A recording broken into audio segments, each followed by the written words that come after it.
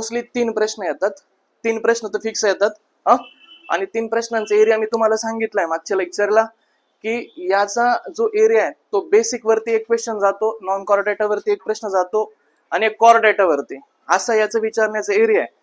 पण मोस्टली कधी कधी असं पाहायला मिळतं की ते डायरेक्टली 2 प्रश्न कोर डेटा वरती विचारतात. जसं की एम्फिबियन्स त्यांना फार महत्वाचं वाटतं, पायसेस म्हणजे मासे त्यांना फार महत्वाचे वाटतात, किंवा मॅमल्स फार महत्वाचे वाटतात. कधी कधी 2 प्रश्न ते याच्यावरती विचारतात कोर डेटावरती आणि एखादा प्रश्न ते नॉन कोर डेटावरती, असं हे विश्लेषण आहे. पण आपण ह्या सेक्टरचा अभ्यास करत असताना याला आपण 3 सेक्शन मध्ये डिवाइड करतो. 3 सेक्शन कोणते येतात? याची एक बेसिक इन्फॉर्मेशन येते, त्याच्यानंतर एक नॉन कोर डेटा आणि एक कोर डेटा. या सेक्शन मध्ये हा सगळा चॅप्टर डिवाइड होतो, बरोबर.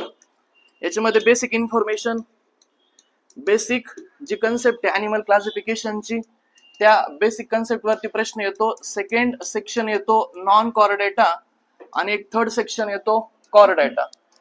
हा विचारण्याचा एरिया. मला वाटतं खरं तर असे 3 प्रश्न विचारले पाहिजे, बेसिक वरती, नॉन कोर डेटा वरती आणि कोर डेटा वरती, बरोबर.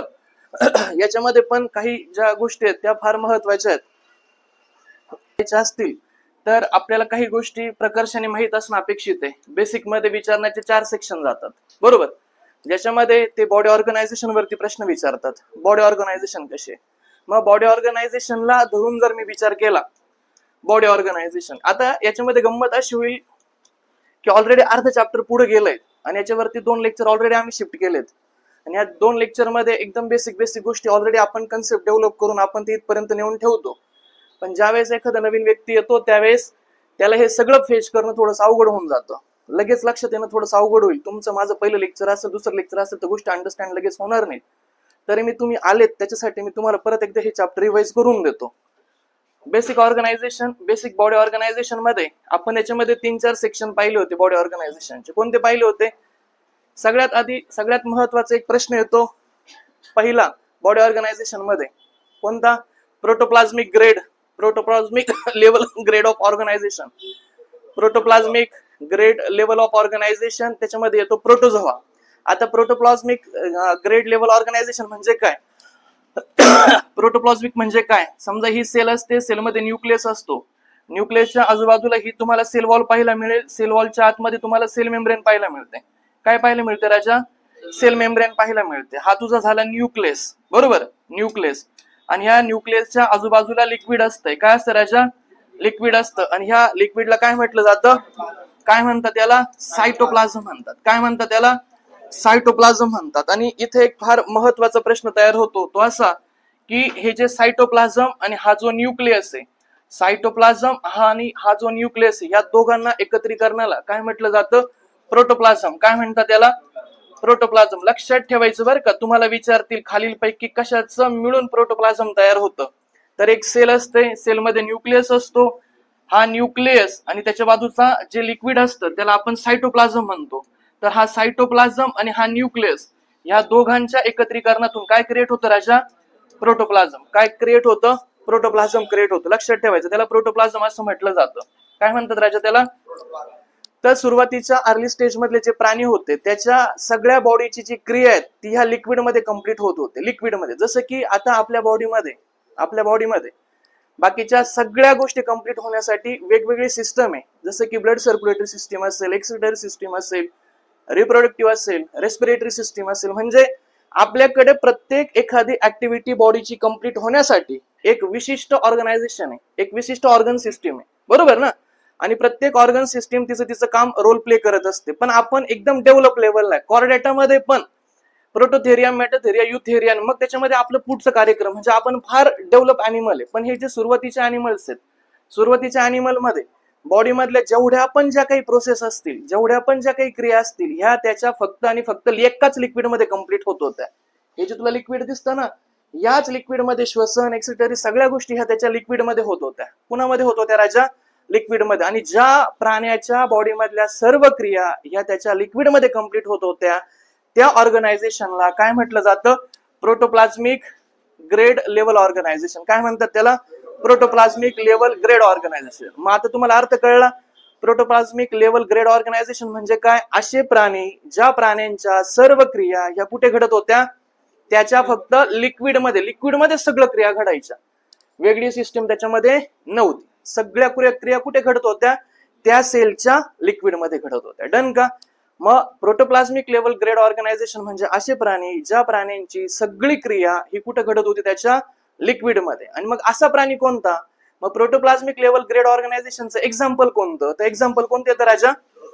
प्रोटोझोआ. मग पहिली बॉडी ऑर्गनायझेशन कोणती आपण पाहिली? प्रोटोप्लाझ्मिक लेवल ग्रेड ऑर्गनायझेशन. आणि त्याचं एक्झाम्पल काय लक्षात ठेवायचं?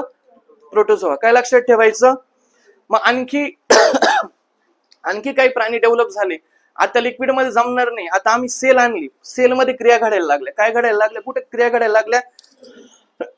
आधी लिक्विड मध्येच घडत होतं, पण आता ती क्रिया बॉडीच्या ज्या बाकीच्या क्रिया ह्या सगळ्या पूर्ण त्याच्या सेलमध्ये घडायला लागल्या. आणि मग आम्ही त्याला म्हटलं cell level organisation, cell level body organisation. आधी क्रिया कुठे घडत होत्या? लिक्विड मध्ये. आता क्रिया कुठे घडायला लागल्या? सेलमध्ये. मग सेलमध्ये बॉडीतल्या बाकीच्या सगळ्या क्रिया घडायला लागल्या. मग अशा क्रिया घडणारा एक्झाम्पल कोणत्या प्राण्याचं येतं? तर एक्झाम्पल कोणतं येतं? पोरीफेरा. कोणतं एक्झाम्पल येतं राजा? पोरीफेरा. मग पोरीफेरा नावाचा हा पहिला असा प्राणी आहे. पोरीफेरा नावाचा संघ येतो ऍक्च्युली. आणि ह्या पोरीफेरा नावाच्या संघामध्ये जवळपास आपल्याला सायकॉन, स्पॉन्जिला, युस्पॉन्जिला, डेमोस्पॉन्जिला हे सगळे प्राणी आपल्याला पोरीफेरामध्ये पाहायला मिळतात. आणि पोरीफेरामध्ये ज्या बॉडीतल्या ज्या क्रिया आहेत त्या कुठे घडत होत्या? कुठे घडत होत्या? सेलमध्ये घडत होत्या. कुठे घडत होत्या ह्या क्रिया? सेलमध्ये. दोन गोष्टी लक्षात ठेवा. अगोदर असे प्राणी आले ज्या प्राण्यांच्या क्रिया कुठे घडत होत्या? लिक्विडमध्ये. कुठे घडत होत्या? नंतर क्रिया कुठे घडायला लागल्या? सेलमध्ये. लिक्विडमध्ये क्रिया घडणाऱ्या प्राण्यांचं एक्झाम्पल कोणतं? प्रोटोझोआ. सेलमध्ये क्रिया घडणाऱ्या प्राण्यांचं एक्झाम्पल कोणतं? पोरीफेरा. नंतर काय झालं? नुसतं आता सेलमध्ये नाही, तुम्हाला माहिती आहे ही सेल सेलमध्ये क्रिया घडत आहेत. सेलमध्ये काय घडत आहेत राजा? क्रिया घडत आहेत. पण याच्यामध्ये पोरीफेरामध्ये आपल्याला एक महत्वाची सिस्टम पाहायला मिळते का प्रत्येक सेल ही वेगळी क्रिया करते. काय करते राजा? प्रत्येक सेल ही वेगळी क्रिया करते. प्रत्येक सेल काय करते राजा? वेगळी क्रिया करते. बघा काय होतं की अनेक सेल ज्यावेळेस एकत्र येतात त्याच्यापासून काय तयार होतो? टिश्यू तयार होतो. हे आपल्या सगळ्यांना माहिती आहे. पण सेल एकत्र येण्यासाठी त्यांच्यामध्ये काहीतरी तर चेता असायला पाहिजे ना. नर्वस सिस्टीम नावाची गोष्ट काहीतरी असायला पाहिजे. कॉर्डिनेशन. आपल्या बॉडीचा हात, पाय, डोळे सगळं एकाच वेळेस एकदम प्रॉपर रेंजला चालतं. ग्लास घ्यायला आपला हात इकडे जातो का पाणी इकडं हात इकडं असं नाही होत. बरोबर ना? प्रॉपर कॉर्डिनेशन आपल्या बॉडीमध्ये चालतं का इकडे जायचं ना आपण उलट चालतो असं नाही होत. नर्वस सिस्टीममुळे ह्या सगळ्या गोष्टी घडायला लागतात. तर पोरीफेरामध्ये ह्या सेल होत्या, पण प्रत्येक सेल काय करत होती राजा? तिचं स्वतंत्र काम पार पाडत होती. काय करत होती? तिचं स्वतंत्र काम पार पाडत होती. याच्यानंतर काय झालं की इथं नर्व क्रिएट झाली म्हणजे ह्या ज्या सेल आहे या सेल आता स्वतंत्र काम नव्हत्या करत. या सगळ्या सेल मिळून आता एकच काम करायला लागले. काय करायला लागल्या? एकच काम करायला लागले. आणि तुम्हाला माहिती आहे की ज्यावेळेस अनेक सेल एकत्र येतात त्यावेळेस त्या सेल पासून काय तयार होतं? टिश्यू तयार होतं. काय तयार होतं? त्याच्यापासून टिश्यू तयार होतात. म्हणजे मला सगळ्यात अगोदर प्रोटोप्लाझ्मिक लेवल ग्रेड ऑर्गनायझेशन पाहायला मिळाली मला प्रोटोझोआमध्ये. नंतर सेल पाहायला मिळाली. सेलमध्ये सगळ्या क्रिया घडत होत्या. हे एक्झाम्पल मला पाहायला मिळालं पोरीफेरामध्ये. नंतर मला असं कळलं पण ह्या पोरीफेरामधल्या ज्या सेल ही प्रत्येक सेल काय करत होती? वेगवेगळं काम करत होती. नंतर काय झालं? याच्यामध्ये कॉर्डिनेशन आलं. कॉर्डिनेशन आल्यामुळं ह्या ज्या सेल ह्या एकत्र येऊन मग एकच काम करायला लागल्या. आणि मग ह्या सेल एकत्र आल्या आणि त्या एकच काम करायला लागल्या. आणि म्हणून मी याला काय म्हणायला सुरुवात केली? टिश्यू म्हणायला सुरुवात केली. आणि मग मी ह्या ऑर्गनायझेशन म्हटलो टिश्यू लेवल ग्रेड ऑर्गनायझेशन. काय म्हणायला सुरुवात केली मी याला? Tissue level grade organisation. आणि हे टिश्यूचं ऑर्गनायझेशन मला पहिल्यांदा ज्या प्राण्यामध्ये पाहायला मिळालं तो प्राणी कोणता राजा? सिलेंटेराटा संघातले. ते प्राणी कोणत्या संघातले येतात? सिलेंटेराटा संघातले. प्राणी कोणत्या संघातले आले? सिलेंटेराटा संघातले. डन का? मग आता लक्षात आलं अगोदर फक्त लिक्विड, नंतर सेल, नंतर टिश्यू. लिक्विड प्रोटोझोआमध्ये, सेल पोरीफेरामध्ये आणि टिश्यू लेवल ऑर्गनायझेशन सिलेंटेराटामध्ये. इथपर्यंत सगळ्यांना समजलं. आता गंमत अशी झाली लिक्विडचा कार्यक्रम संपला, सेलचा पण विषय झाला. सेल एकत्र आल्या, टिश्यू तयार झाल्या. आता गंमत अशी झाली अनेक टिश्यू एकत्र यायला लागल्या आणि एक बॉडीचा ऑर्गन तयार झाला. काय तयार झालं? बॉडीचा एक ऑर्गन तयार झालं. आणि मग मी या सिस्टमला म्हटलं ऑर्गन लेवल ऑर्गनायझेशन. मग ऑर्गन पहिल्यांदा ज्या प्राण्याच्या बॉडीमध्ये मला पाहायला मिळाला तो प्राणी होता प्लॅटिहेल्मिंथस. आणि मोस्ट इम्पॉर्टंट आयोगाचा प्रश्न, आणि हा प्रश्न परत रिपीट होणार का पहिल्यांदा ऑर्गन सिस्टीम मला कोणत्या प्राण्यामध्ये पाहायला मिळाली? पहिल्यांदा ऑर्गन सिस्टम मला ज्या प्राण्यामध्ये पाहायला मिळाली त्या प्राण्याचं नाव होतं प्लॅटीहेल्मिंथिस. काय हरकत याच्यामध्ये? पहिला प्राणी कोणता होता राजा? प्लॅटीहेल्मिंथिस. पहिला प्राणी कोणता होता? प्लॅटीहेल्मिंथिस. डन का? फक्त ऑर्गन वर का, ऑर्गन सिस्टीम नाही, फक्त ऑर्गन लेवल मला पाहायला मिळाली, एकच ऑर्गन पाहायला मिळाला. म्हणजे लिक्विड झालं, नंतर सेल झाल्या, अनेक सेल एकत्र आल्या, टिश्यू तयार झालं, अनेक टिश्यू एकत्र झाल्या, त्याच्यापासून ऑर्गन तयार झाला. आता अनेक ऑर्गन एकत्र झाले आणि त्याच्यापासून ऑर्गन सिस्टीम तयार झाली. काय तयार झालं त्याच्यापासून? आणि मग मला पहिल्यांदा ऑर्गन सिस्टीम ज्या संघामध्ये पाहायला मिळाली, ज्या क्लासमध्ये पाहायला मिळाली, तो क्लास होता ऍस्केलहेल्मिंथिस. कोणता क्लास होता तो? ऍस्केलहेल्मिंथिस. तर मला ऑर्गन सिस्टीम ज्या प्राण्यामध्ये मला पाहायला मिळाली तो प्राणी कोणता होता? ऍस्केलहेल्मिंथिस. कोणता प्राणी होता राजा? मग मला सांगा, अगोदर काय होतं राजा? लिक्विड, नंतर काय झालं? सेल, नंतर काय झालं? टिश्यू, नंतर काय आलं? ऑर्गन, नंतर काय आलं? ऑर्गन सिस्टीम आली. नंतर काय आलं राजा? Organ system. डन का इथपर्यंत? लिक्विड मध्ये सगळ्या क्रिया घडणारा प्राणी कोणता? प्रोटोझोआ. एक्झाम्पल तुम्हाला विचारणार, प्रश्न जोड्या लावायला येणार. प्रोटोझोआ. सेल कोणामध्ये पाहायला मिळाली? पोरिफेरा. सेल कुठं पाहायला मिळाली? टिश्यू कुठं पाहायला मिळाल्या? सिलेंट्रेटा. टिश्यू कुठं पाहायला मिळाल्या? सिलेंट्रेटा. ऑर्गनायझेशन कुठं पाहायला मिळाली? प्लॅटीहेल्मिंथिस. कुठं पाहायला मिळाली? आणि ऑर्गन सिस्टम मला पाहायला मिळाली सगळ्यात अगोदर ऍस्केलहेल्मिंथस अँड ऑनवर्ड. याच्यानंतर सगळीकडे आपल्याला ऑर्गन सिस्टम पाहायला मिळते. जोड्या लावायचा प्रश्न तयार होतो. एक बेसिक प्रश्न आहे, सुंदर प्रश्न आहे, एवढं तुम्हाला माहिती असणं अपेक्षित आहे. त्याच्यानंतर आपण एक दुसरा मुद्दा पाहिला होता, सिमेट्री. दुसरा मुद्दा कोणता पाहिला होता? सिमेट्री. सिमेट्री बद्दलच्या कन्सेप्ट माहिती तुम्हाला. सिमेट्री किती प्रकारच्या असतात? किती प्रकारच्या असतात? दोन प्रकारच्या सिमेट्री. पहिली सिमेट्री असते असिमेट्रिकल अॅनिमल. पहिली कोणती असते? असिमेट्रिक. दुसरी कोणती राजा? सिमेट्रिक. दुसरी कोणती येते? सिमेट्रिक. आता हे जे वर्गीकरण आहे, ह्या वर्गीकरणाचा बेस काय? ह्या वर्गीकरणाचा बेस काय? जर मी एखाद्या अॅनिमलला काप घालण्याचा प्रयत्न केला आणि मग मी चेकआउट करतो त्याचे दोन समान भाग होतात किंवा नाही. जर दोन समान भाग होत असतील कापल्यानंतर, जर दोन समान भाग होत असतील तर त्याला मी म्हणणार सिमेट्रिकल, आणि जर दोन समान भाग होत नसतील त्याला मी म्हणणार. समजलं हे वर्गीकरण काय? सिमेट्री आणि असिमेट्री. जर दोन समान भाग होत असतील तर त्याला मी म्हणणार सिमेट्रिकल, आणि जर दोन समान भाग होत नसतील तर त्याला मी काय म्हणणार? काय म्हणणार राजा? असिमेट्रिकल. डन का इथपर्यंत? ओके. मग आता दोन, आधी हे बघू आपण का सिमेट्री. आता दोन समान भाग होणारे, दोन समान भाग होणारे हे मात्र खरंय, पण तरी याच्या आधारावरती दोन समान भाग होणारे हे खरे, पण तरी देखील याच्यामध्ये तीन वर्गीकरण केलं जातं. तर याच्यामध्ये तीन वेगवेगळ्या प्रकारचं वर्गीकरण केलं जातं. पहिला त्याच्यामध्ये येतं रेडियल सिमेट्री. कोणती सिमेट्री येते? रेडियल. दुसरी येते बायलॅटरल, बायलॅटरल. आणि तिसरी येते स्पेरिकल. तिसरी येते स्पेरिकल. आता याच्यामध्ये फरक काय सर? याच्यामध्ये फरक काय? तर याच्यामध्ये दोन समान भाग होणार हे मला मान्य आहे. याच्यामध्ये दोन समान भाग होणार हे मला मान्य आहे. पण समान भाग होण्यासाठी मला कोणत्या तरी ऍक्सिस मधून कट करावं लागेल ना? कट करावं लागेल ना? आता हा जो माणूस आहे, जर मला याला समान भागांमध्ये कट करायचा असेल तर मी ह्या ऍक्सिस मधून याला कट केलं पाहिजे, या ऍक्सिस मधून याला कट केलं पाहिजे. म्हणजे समान भाग होण्यासाठी त्याला विशिष्ट ऍक्सिस मधून काय करावं लागतं? कट करावं लागतं. बरोबर. मग इथं मला दोन समान भाग करण्यासाठी मी इथे कोणत्याही ऍक्सिस मधून कट करू शकतो. काय राजा? कोणत्याही ऍक्सिस मधून कट करू शकतो. इथे देखील मी कोणत्याही ऍक्सिस मधून कट करू शकतो. माझ्याकडं लॉट्स ऑफ ऑपॉर्च्युनिटी आहे याला दोन समान भागांमध्ये कट करण्यासाठी. इथे मी कोणत्याही ऍक्सिस मधून कट करू शकतो. मला ऑपॉर्च्युनिटी मिळते. दोन किंवा त्याच्यापेक्षा जास्त ऍक्सिस मधून कट करण्याची मला इथे ऑपॉर्च्युनिटी मिळते. पण बायलॅटरल मध्ये मला एकाच ऍक्सिस मधून कट करता येतं. काय करता येतं राजा? मला इथे एकाच ऍक्सिस मधनं कट करता येतं. खुर्ची असेल ना रे?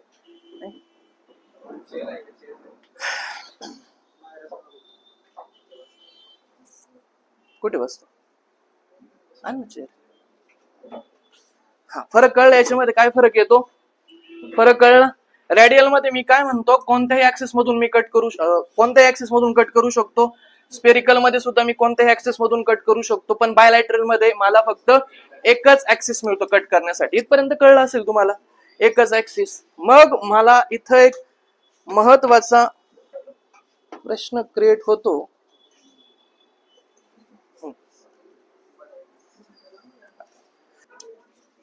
मग याच्यामध्ये नेमका फरक काय बघा, याच्यामध्ये दोन समान भाग होणारे हे 100% खरं आहे. इथं कोणत्याही ऍक्सिस मध्ये कट करा, इथं एकाच ऍक्सिस मध्ये कट करू शकतो आणि इथे सुद्धा मला अपॉर्च्युनिटी मिळते कोणत्याही ऍक्सिस मध्ये कट करण्याची. मग आता इथं पण कोणताही ऍक्सिस आहे, इथंही कोणता ऍक्सिस आहे, मग नेमका ह्या दोघांमध्ये फरक काय, बरोबर ना. मग ह्या दोघांमध्ये काहीतरी तर फरक असायला पाहिजे.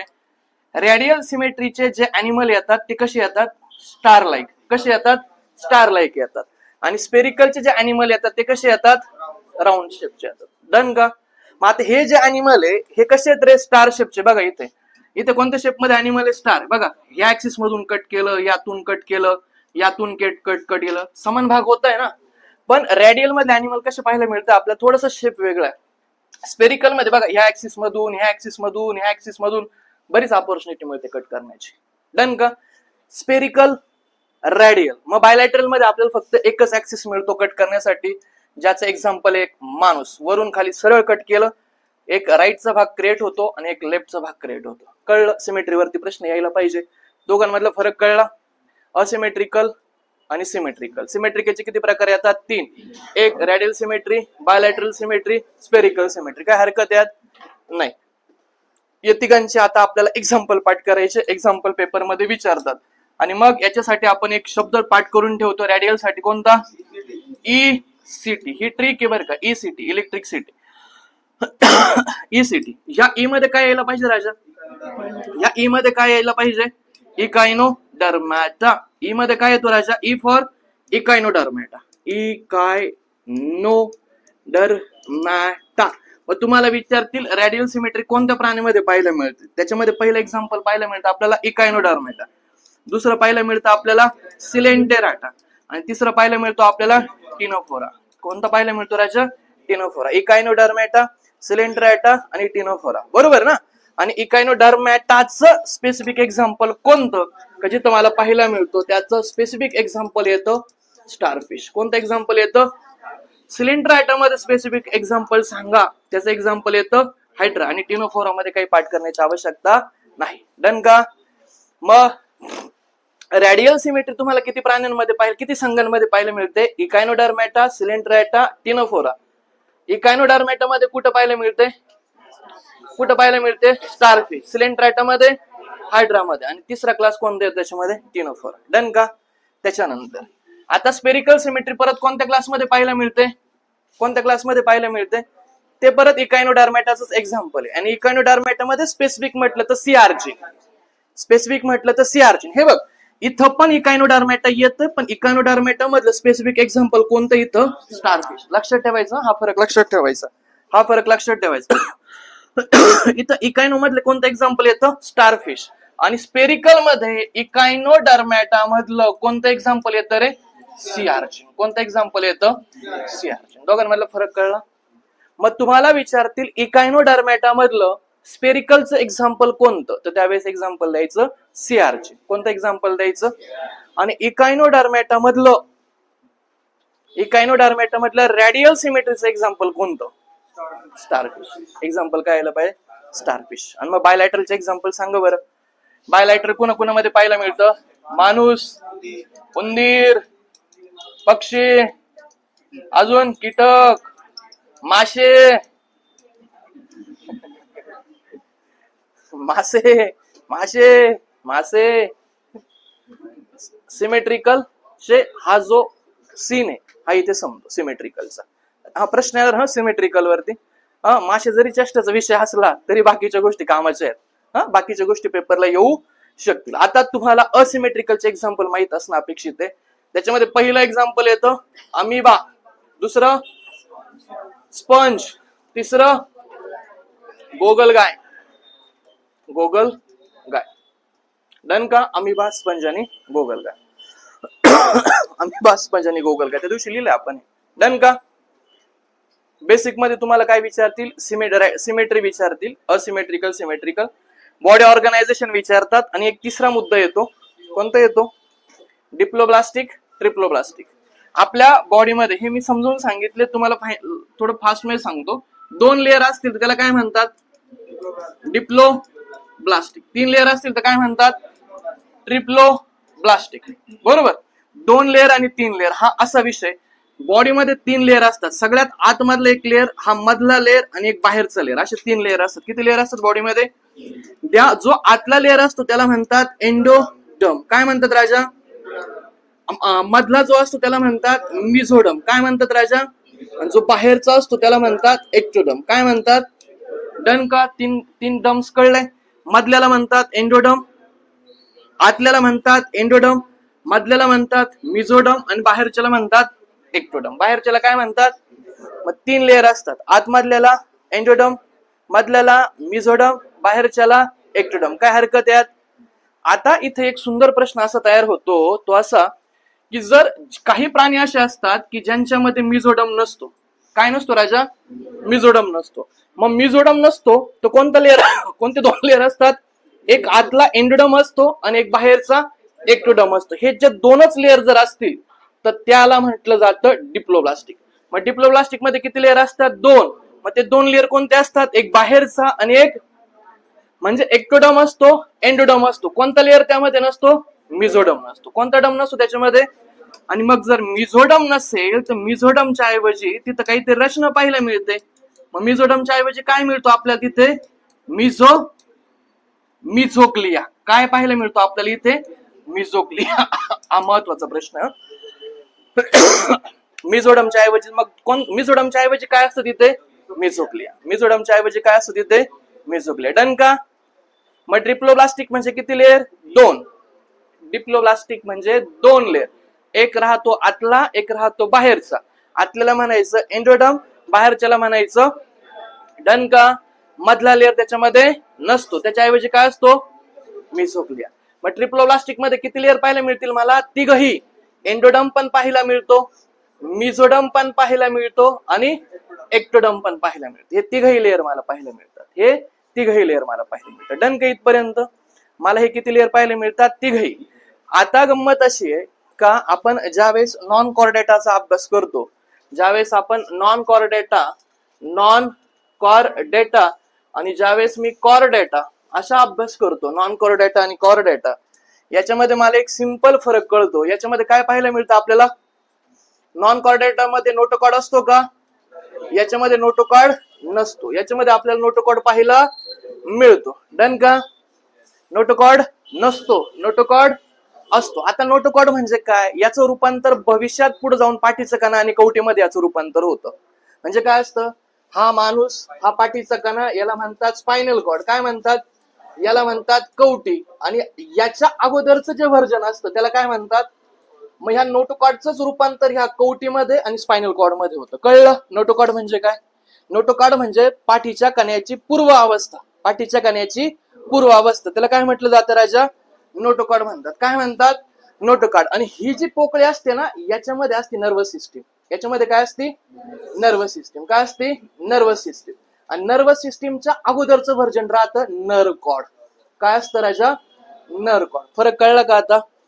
पाठीचा कणा जो आपल्याला दिसतो, पाठीच्या कण्याचं जे हाड दिसतं, त्याच्या पूर्वी जो सिस्टम होता, म्हणजे पाठीच्या कण्याच्या अगोदरचे जे बेस राहतो, त्याला काय म्हटलं जातं? नोटोकॉर्ड. मग नोटोकॉर्डचं रूपांतर भविष्यात कशात होतंय? पाठीच्या कण्यामध्ये पाहायला मिळतं.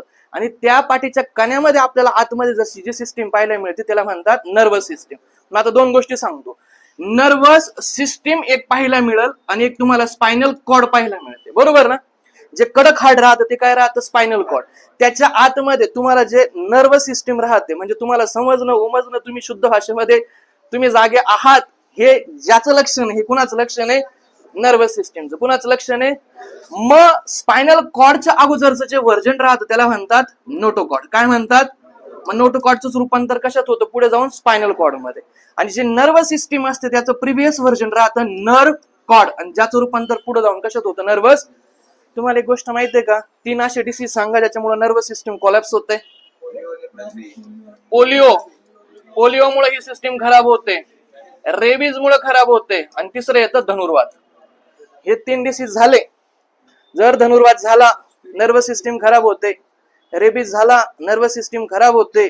पोलिओ झाला, नर्वस सिस्टीम खराब होते. 3 डिसीज आहे ज्याच्याने नर्वस सिस्टीम डॅमेज होते. याचं बेस्ट एक्झाम्पल काय? पोलिओ वाटत नाही, पण बघा काही लोक मोठे असतात, त्यांचे हातपाय असे थोडेसे हे राहतात आणि ते थोडेसे बुद्धीने पण असे थोडस मतिमंद राहतात. म्हणजे पोलिओमध्ये नर्वस सिस्टीम डॅमेज होते.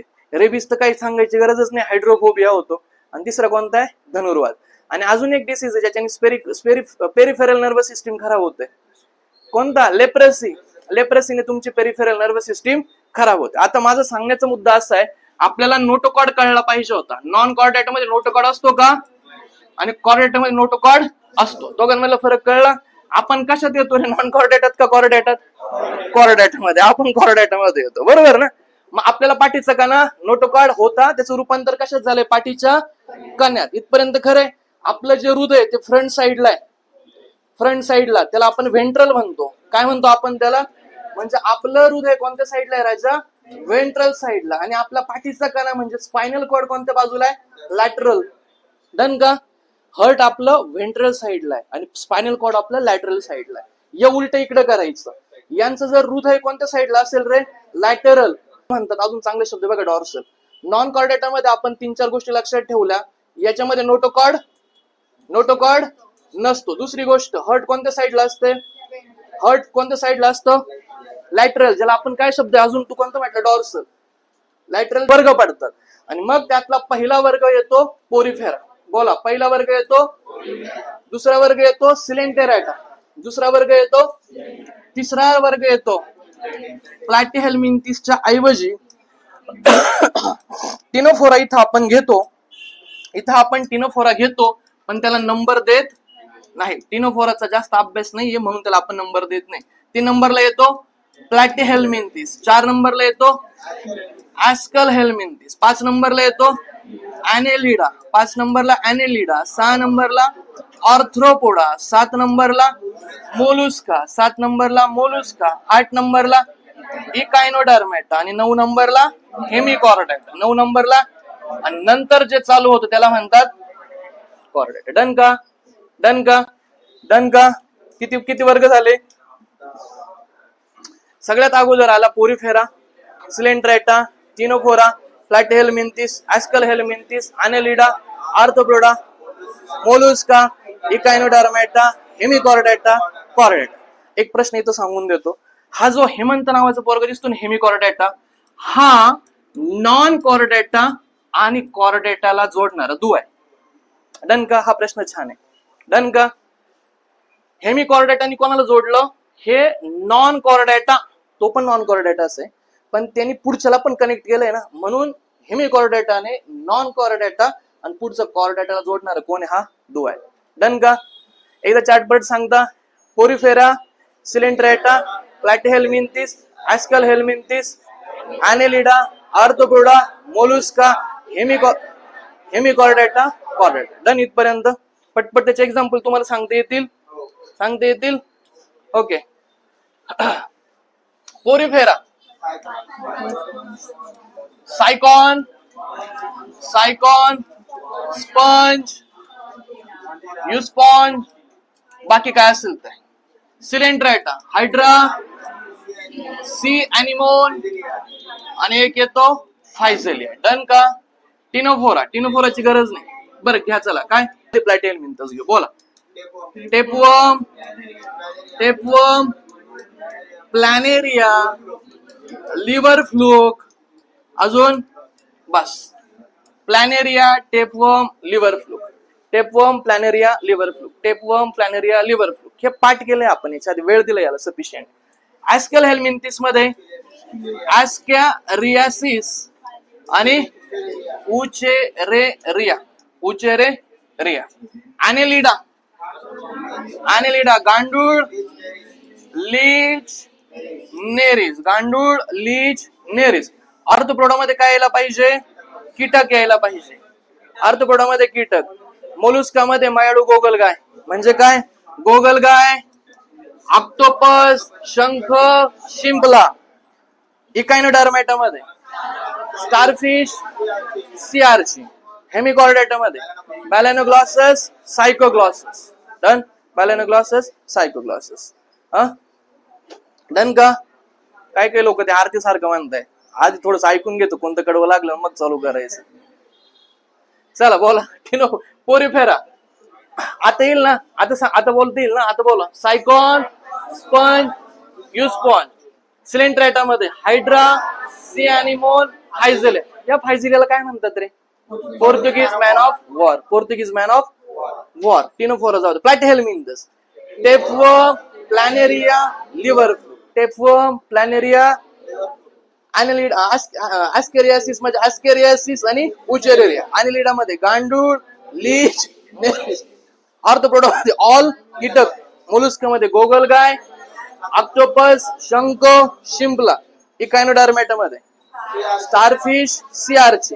हेमिकॉर्डेटा मध्ये बालेनोग्लॉसस, सायकोग्लॉसस. बालेनोग्लॉसस, सायकोग्लॉसस. बालेनोग्लॉसस, सायकोग्लॉसस. आता दोन गोष्टी आपण पाहत होतो. डिप्लोब्लास्टिक म्हणजे किती लेअर? 2 लेअर. ट्रिप्लोब्लास्टिक म्हणजे किती लेअर? 3 लेअर. सुरुवातीचे जे 2 आहेत त्याच्यामध्ये येतात 2 लेअर. सुरुवातीचे 2 कोणते? पोरिफेरा आणि सिलेंट्राटा. याच्यामध्ये किती लेअर येतात? म्हणजे पोरिफेरा आणि सिलेंट्राटा काय? डिप्लोब्लास्टिक. आणि प्लॅटिहेल्मिंथस तिसरा येतो ना, मग प्लॅटिहेल्मिंथस पासून चालू जे होतात 3 पासून पुढे सगळीकडे काय येतात? ट्रिप्लोब्लास्टिक. डन का? फरक कळला? कसं लक्षात ठेवायचं? डिप्लोब्लास्टिक म्हणजे काय? 2 लेअर असणार आहे. 2 लेअर किती प्राण्यांमध्ये? सुरुवातीचे 2, पोरिफेरा आणि सिलेंट्राटा. ट्रिप्लोब्लास्टिक म्हणजे किती लेअर असणार आहे? 3 लेअर कुठून चालू होतं? तिसऱ्यापासून. प्लॅटिहेल्मिंथस पासून ऑनवर्ड सगळीकडे आपल्याला किती लेअर पाहायला मिळतात? 3 लेअर. दोघांमध्ये फरक कळला? बॉडी सिमेट्रीच्या आपण 3 गोष्टी कंप्लीट केला. 1 body symmetry, protoplasmic cell, tissue, body organ आणि बॉडी ऑर्गन सिस्टम. हे झालं. सिमेट्री आपण पाहिलं, सिमेट्रिकल आणि असिमेट्रिकल. सिमेट्रिकल मध्ये 3 पाहिलं, रेडियल सिमेट्री, बायलॅटरल सिमेट्री आणि स्पेरिकल, ते पाहिलं. त्याच्यानंतर असिमेट्रिकलचं एक्झाम्पल स्पंज पाहिलं, गोगलगाय पाहिलं, अमिबा पाहिलं. त्याच्यामध्ये आपण सिमेट्रिकल मध्ये परत रेडियल सिमेट्रिकल मध्ये मी इकायनोडर्मेटा मध्ये एक्झाम्पल पाहिलं, कोणतं? सीआरची. नंतर सिलेंट्राटा मध्ये हायड्रा आणि एक टिनोफोरा पाहिलं. आणि त्याच्यानंतर स्पेरिकल मध्ये आपण काय पाहिलं होतं? सीआरचिन पाहिलं होतं. त्याच्यानंतर आपण आणखी एक कन्सेप्ट पाहिली, 2 लेअर असणारे, 3 लेअर असणारे. 2 लेअर डिप्लोब्लास्टिक सुरुवातीच्या दोघांमध्ये, 3 लेअर ट्रिप्लोब्लास्टिक प्लॅटिहेल्मिंथस पासून पुढे सगळीकडे. जर 2 लेअर मध्ये कोणता लेअर नसतो? मिझोडम नसतो. मग त्याच्याऐवजी कोणता काय असतं? मिझोग्लिया असतो. त्याच्याऐवजी काय असतो राजा? मिझोग्लिया असतो. इथपर्यंत मी कंप्लीट केलं. छान. माझा अजून एक सेक्शन राहिला, तो म्हणजे सिलोमेट्स, असिलोमेट्स. म्हणजे बॉडीमध्ये पोकळी असणं, पोकळी नसणं किंवा आभासी पोकळी असणं.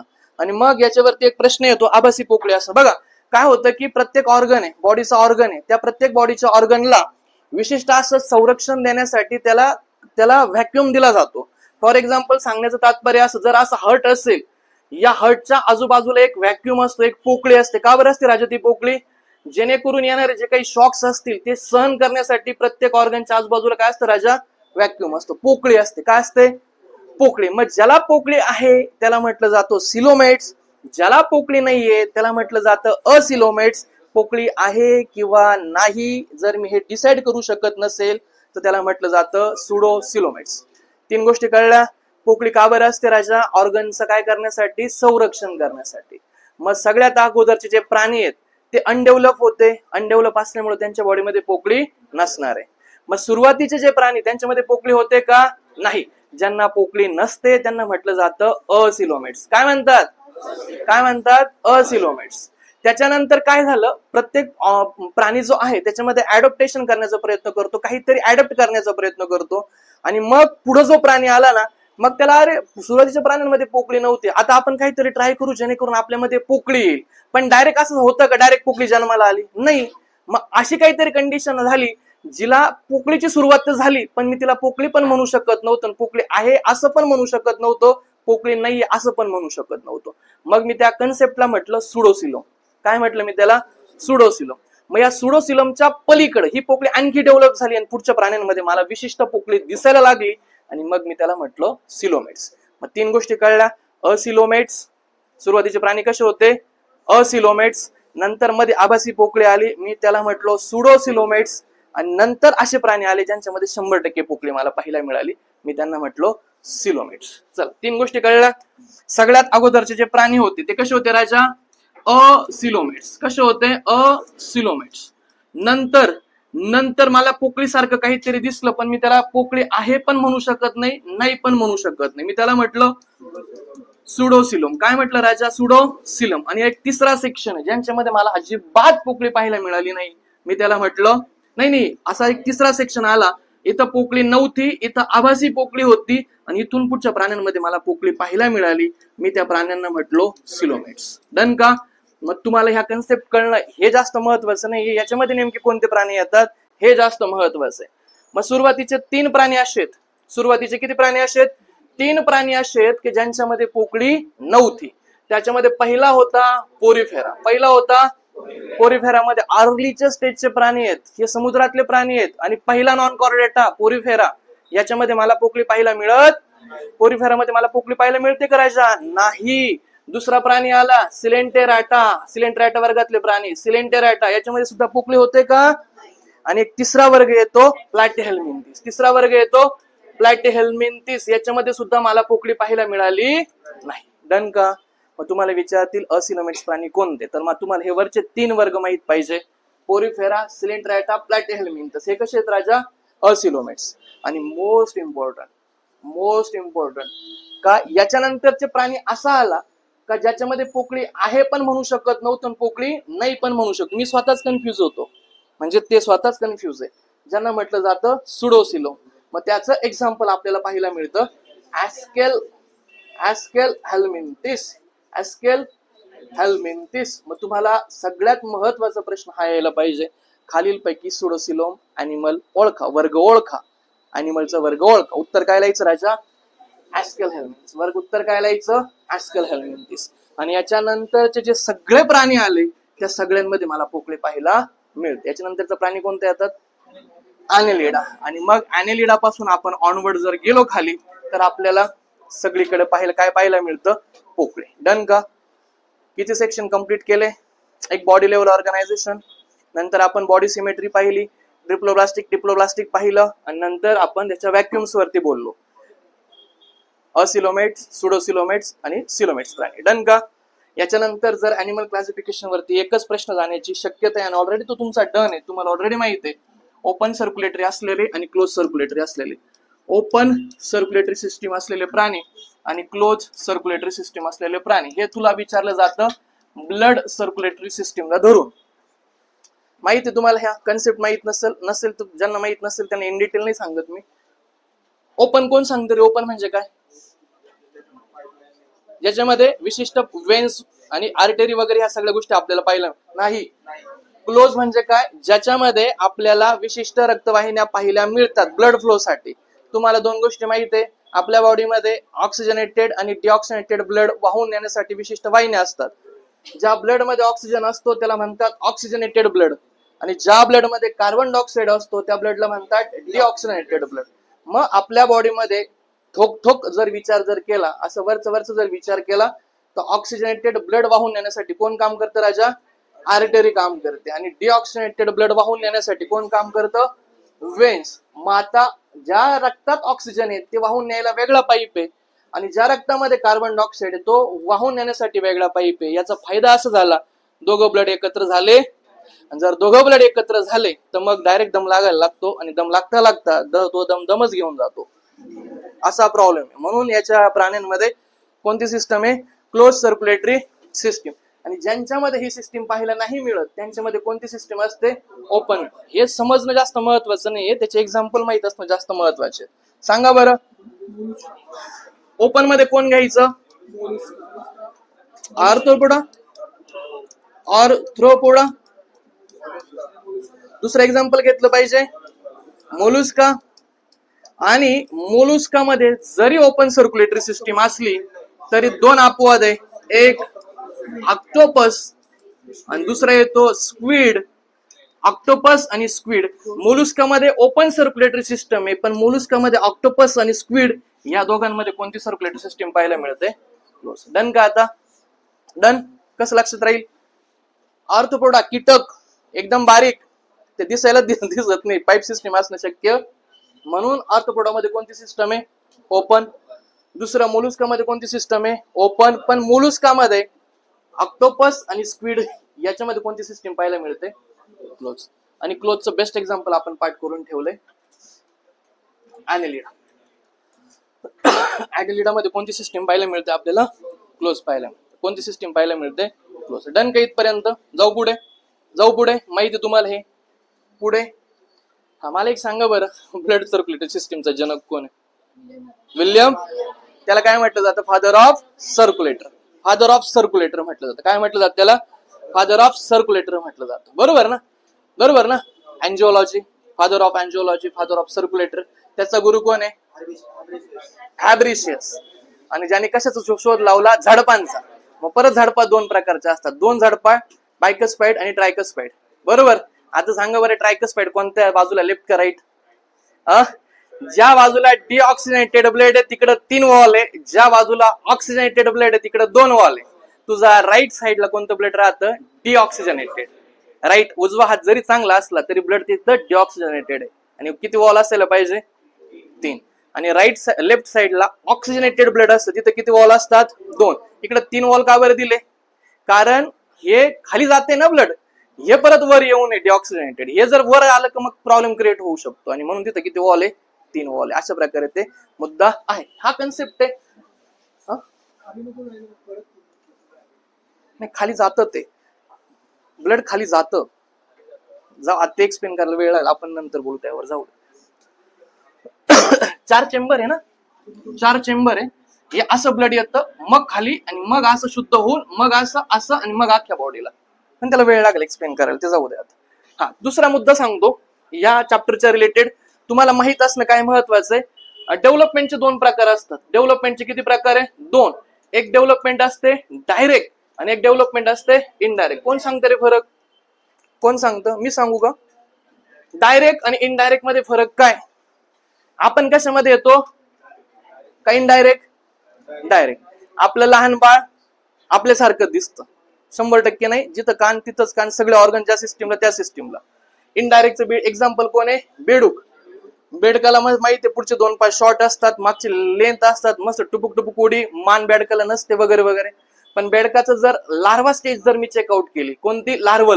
लार्वल म्हणजे एकदम बाल्यावस्था लार्वल स्टेज. पण ते बाळ नाही ना, म्हणून बाल्यावस्था म्हणत नाही, लार्वल स्टेज मध्ये बेडकाचा असा गोळा असतोय, त्याला पण लक्षातच येत नाही हा बेडूक आहे. म्हणजे बेडकाचं पिलू बेडकासारखं दिसतं का जन्माला आल्यावर? नाही, कळतच नाही हा बेडूक आहे. म्हणून त्याला म्हणायचं इनडायरेक्ट. आपलं बघा बाळ, लगेच कळतं हे माणसाचं बाळ आहे, डायरेक्ट डेव्हलपमेंट आहे.